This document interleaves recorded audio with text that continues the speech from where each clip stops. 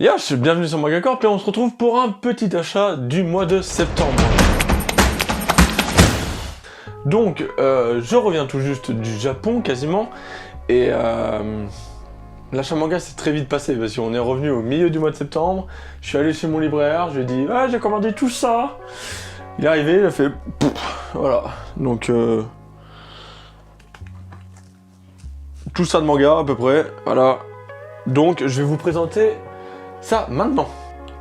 Je commence tout de suite avec le tome 6 de Origin qui était plutôt sympa. Il y a des combats qui se sont finis et enfin parce que je commençais à trouver ça long, ça s'éternisait et ça perdait un peu de panache quand même. Donc bon, c'était sympa les combats en soi, mais je préférais l'histoire du début où il essayait vraiment, on le voyait évoluer, réfléchir sur sa vie et bon.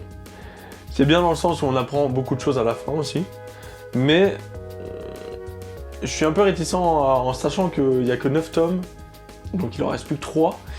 Et je me demande comment ça va finir, j'espère qu'ils vont pas faire une fin de merde. Je serais un peu déçu. En tout cas, c'est pas l'œuvre que je préfère de chez Boichi. Donc on verra pour la suite, et j'espère que ça va bien se finir, voilà. Au niveau des dessins, c'est toujours pareil, hein, c'est Boichi. On va pas dire que c'est le top 1, mais c'est très très beau, très dynamique, donc ça c'est cool. Et c'est surtout les scènes d'affrontement que j'ai kiffé. Voilà.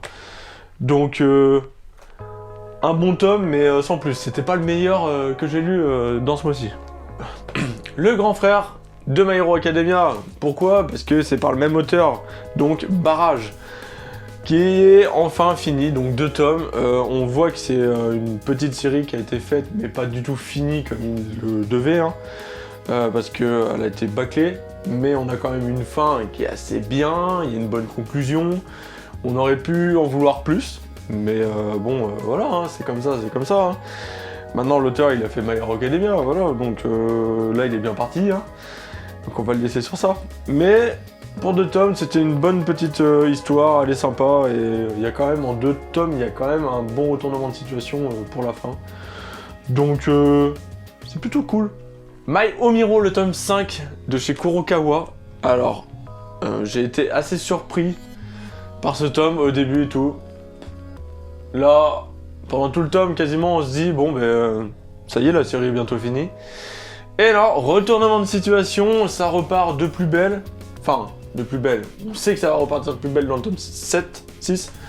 Et du coup, je me pose la question, est-ce que ça va pas être un peu redondant si ça repart vraiment de plus belle? Est-ce que la série est encore très longue? Je me suis pas renseigné sur ça, donc si vous le savez, dites-le moi dans les commentaires. Mais j'espère qu'ils vont pas faire n'importe quoi, j'aimerais avoir une bonne fin pour cette série, qu'elle soit pas trop longue et que ça tourne pas en rond surtout. Donc c'est un très bon tome, la couverture aussi elle est plutôt sympa. Mais bon, à voir pour les prochains tomes. Hein. Donc My Hero Academia cette fois, le tome 20, qui a une jaquette sublime je trouve. Et je l'ai pas lu parce que j'ai toujours pas lu donc le reste de la série, hein, je les regarde juste en animé, My Hero Academia pour le moment. J'ai réussi à me trouver dans un autre achat manga, donc toute la série quasiment.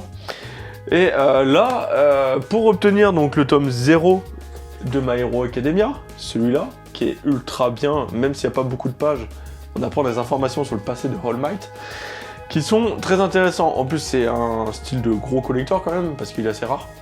Et les tomes 0, c'est aussi très rare de trouver des tomes 0 dans les séries. Il y a un tome 0 pour l'attaque des titans aussi, qui est ultra dur à trouver.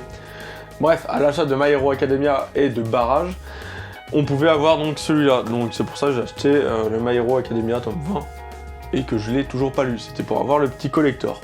L'attaque des titans de chez Pika, le tome 28. Je l'ai assez attendu. J'adore cette jaquette, elle est très fraîche et en plus, elle représente quelque chose qui est assez, on va dire, lointain par rapport au manga en fait. Donc j'aime beaucoup. On voit les persos qui ont grave vieilli, c'est stylé. Eren avec les cheveux longs là attachés, je trouve trop stylé, on dirait un samouraï. Il y a beaucoup de retournements de situation aussi dans celui-là.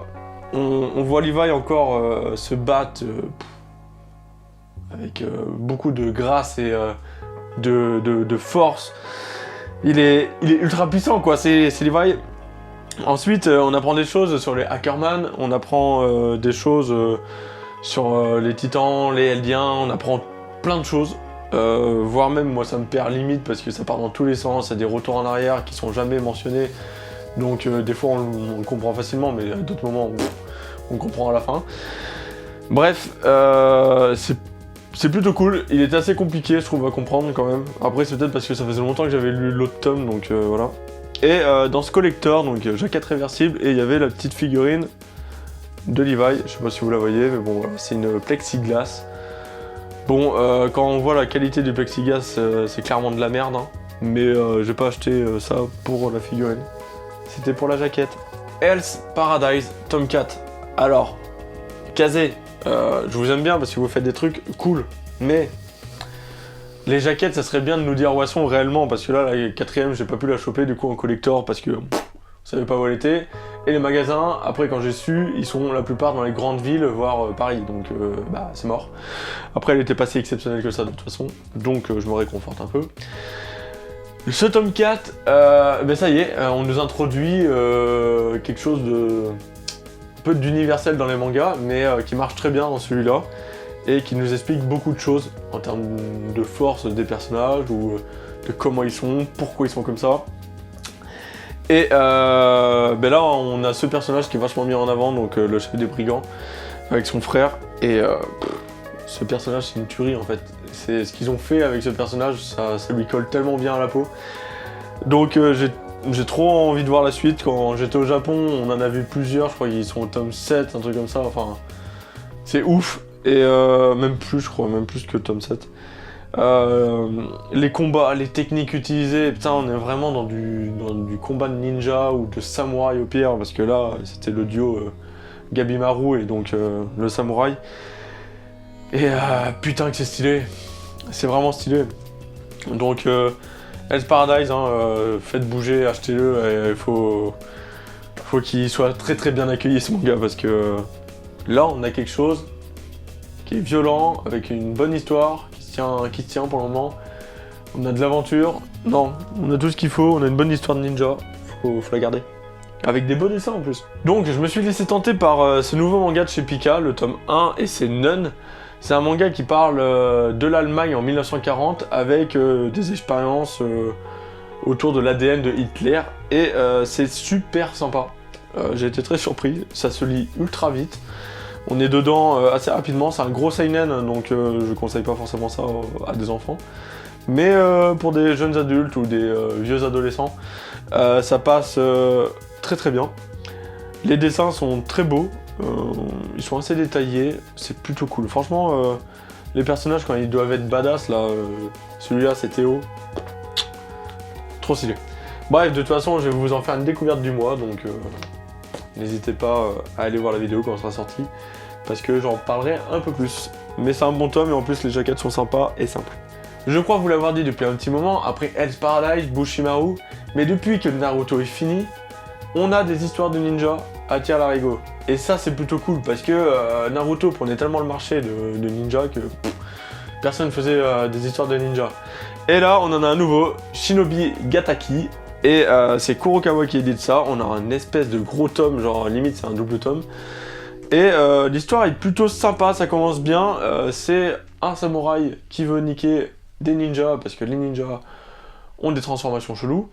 Et il a une vengeance à réaliser. Donc ça commence bien, les dessins sont très jolis. L'auteur le dit lui-même que bon, voilà, il a un peu galéré au début, mais là il a enfin trouvé son style.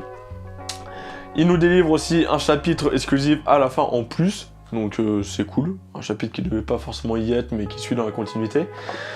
Donc c'est pareil pour celui-là, il va y avoir une petite découverte du mois autour de ça, parce que il en vaut la peine. Ensuite, pour finir, il me reste encore 2 mangas. Donc Demon Slayer, que j'ai acheté le tome 1 et le tome 2, parce que c'était un pack, donc de chez Panini, ou plutôt connu sous Kimetsu no Yaiba, voilà. Et bon, ben je vous avoue, je les ai pas encore lus, parce que en soi, c'est pas une série qui m'attire plus que ça. Je l'ai pris parce qu'il y avait le pack, et que je me suis dit que même si ça me plaît pas, je vous l'offrirai. Et ouais, donc vous plaignez pas. Le dernier, c'est Full Drum, et c'est un manga donc de chez Pika. C'est un manga qui parle de rugby, Il est en 5 tomes, donc c'est une petite série, au moins c'est un truc de sport qui va pas durer longtemps, donc ça c'est plutôt cool. Et le délire c'est que, je vais pas vous en parler là parce que je l'ai toujours pas lu en réalité, et que je compte faire une grosse vidéo des mangas une passion avec une équipe de rugby. Donc j'espère trouver l'équipe de rugby qui me convienne. Mais à regarder comme ça, déjà graphiquement c'est stylé. Il y a l'air d'avoir un peu de Furio dedans. Non, c'est cool, on voit la détermination, il y a de l'action, c'est dynamique, c'est fluide.